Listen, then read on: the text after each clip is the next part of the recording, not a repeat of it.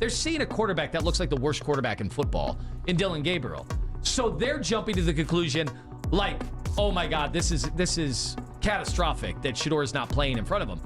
And all I'm saying is, why isn't he playing in front of him? Why do they have him so far behind? Well, this is throughout this whole process. This is where It's not his arm talent. We both agreed he has more arm talent than Dillon Gabriel. Do we not? But this is where you and I part ways. You didn't answer my question. Why am I getting cussed out too? What if I told you the NFL media just discovered the exact thing they spent months selling as a miracle might actually be ordinary?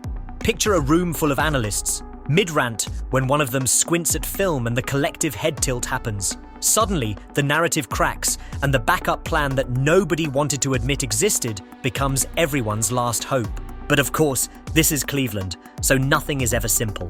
The Browns went into this offseason waving a handful of hope and a stack of social buzz. They drafted a playmaker and a polarizing rookie. They shuffled veterans and they watched highlights like prayer. Dillon Gabriel. No. It's all the Browns are coming up with a back injury. I don't know. That's not true at all. Yeah, I'm with you. You remember Nathan did have to go, like, guys, we're getting he needed help, like, off the field. Like, Nathan presented that when he went down on Friday. Did he get hit? I don't know. How do we not know that? Maybe it's a muscle. Oh, well, do you understand why he had a back injury in Colorado as well. Okay, but do you understand why I'm confused that one of the most popular dudes, certainly like in the NFL, look at the jersey sales and everything, and he's on Twitch every day. He's doing social media. He's got a team around him filming his every move. Okay. We don't know why. A third-round choice the Browns pulled the trigger on arrived with a tidy college resume and a quiet confidence that sold as steady. Meanwhile, Shedeur Sanders, with a college highlight reel and all the viral swagger that comes with being a coach's son and a social media magnate, hovered in the background like a story waiting to explode. The front office officially built the roster, the camera crews built the narrative, and fans started placing emotional bets. But reality has a way of being boring and cruel at the same time. You can hype a quarterback until the studio lights melt, but the film doesn't care about hype. It just shows you routes, reads, and the space between a throw and an outcome. In the offense in a real NFL game. Kevin Stefanski was asked about it, and he said, I'm not concentrating on the current development of Shedeur Sanders. I'm worried about what we're worried about. I'm now convinced that we need to do a deeper dive investigation into why they are so reluctant. Dillon's tape started to accumulate the kind of small, repeating failures that make coaches itch. Checkdowns that cheat the explosion, pocket reads that arrive late, drives that die on the same predictable short throws and punts. And the numbers don't lie in the same poetic way a highlight clip does. Gabriel's completion percentage, his yards per attempt, the grades analysts pin on him, they began to say something harsh and unglamorous. This offense was trending toward mediocrity. Those are facts you can look up on the stat page. They're not the rumor mill. At first, the media tried to thread the needle. He's young. Give him reps, they said. There's room to grow. But when give him reps becomes, we can't afford 3 and outs anymore, the sound changes. Reporters who once waved Dillon's steadiness like a flag on draft day. 4 weeks, this gonna make you go, wow. He's not growing, arm not getting stronger, he's not getting more athletic, and he sure as heck ain't getting younger. So what can Dillon Gabriel do in the next 3 to 4 weeks to make you go, wow? At least Shedeur is sitting there at 6'2", 215, 220. And more than anything, at least Shedeur showing you he has it. He has moxie, he has poise, he has charisma, he has swagger, all of those things that translate on the football field. At least Shedeur showing you the ability to turn programs around. Like, what are you going to see from Dillon Gabriel team in the next 3 to 4 weeks? Started replaying missed reads like breaking news. Pundits who sold the dream now trade GI. Joe-level cautionary tales, evidence not emotion sitting on their timelines. And right when that panic starts to smell like a plot twist, a name is whispered in the room that suddenly feels too obvious to ignore. Shedeur Sanders. That whisper is electric because it fits an irresistible script. Outcast rookie with charisma, social capital, college flash, and the sort of storyline every producer dreams about. But then the Browns do something that feels like a stage trick. Out of nowhere, a back injury. Shedeur, who had been the sudden answer on highlight reels, is listed as questionable. The team and the coach throw out the medical grade line about, we weren't comfortable with him after warm-ups, and we have to be careful. It's a believable answer. It's also an answer that leaves a flood of people with more questions than clarity. Why now? Right when the fan base and the entire media ecosystem are loudly wondering if maybe the rookie is the better shot. How did a visible, hyped prospect suddenly go from pre-game warm-ups to inactive without a documentary-worthy explanation? Reports and team statements confirm he was dealing with a back issue and that the staff felt he couldn't suit up that day. You know damn well, Dillon Gabriel got 4 games. You're going to London, you're facing a tough-ass defense. You got to go to Pittsburgh, they cracking right now. They don't found themselves. You got to go to New England. That's a tough-ass defense. You know what I'm saying? They playing good, too.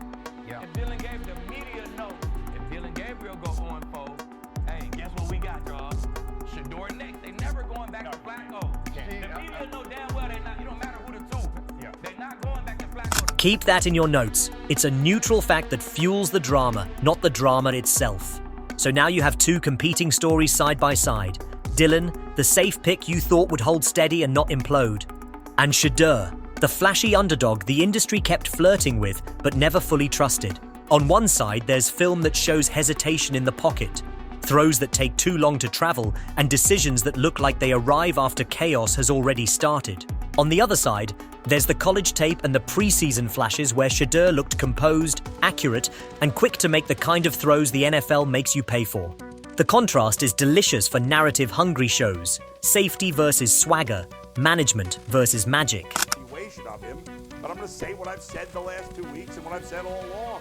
I don't see anything in this guy that makes me think he's a starting quarterback in the NFL. I'll admit it's not fair because he hasn't played enough. He doesn't have good talent around him. But I just feel like if you had that quarterback, you'd see it in the middle, right? Wouldn't you? Something. There's nothing with this guy. Again, he's not terrible, but there's nothing that I've seen with this guy preseason, training camp, and in the season so far. And when a room is hungry for a storyline, charisma gets a head start. Here's where the media performs its favorite trick: reinvention. Remember those analysts who called Gabriel the steady hand and wrote think pieces about veteran leadership? They pivot with superhero speed. Suddenly the network panels are full of introspective takes. We misread him. We overlooked Shedeur's traits. This changes everything. The same voices that ran headlong into a narrative now backtrack, edit their own timelines, and claim they were skeptical all along. Some of that is just optics. It's easier to admit you were wrong when there's a new hero to champion. But some of that backtracking is real, because the film and the numbers finally caught up to the hype. That he stinks, as that he's decent. I don't know. I've never seen him play at the NFL level. I thought his college career was a little over-embellished, but to his credit, he played well in college. I just don't know how well. And I think a lot of the hype was because of his dad, who's regarded as one of the great athletes of all time.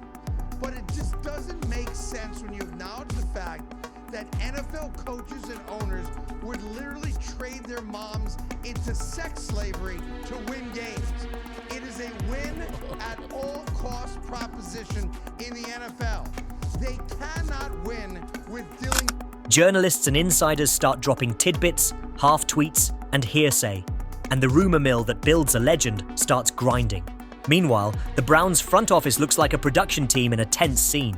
In public, they say they're evaluating, that players' development is paramount, and that they'll make decisions when they're ready.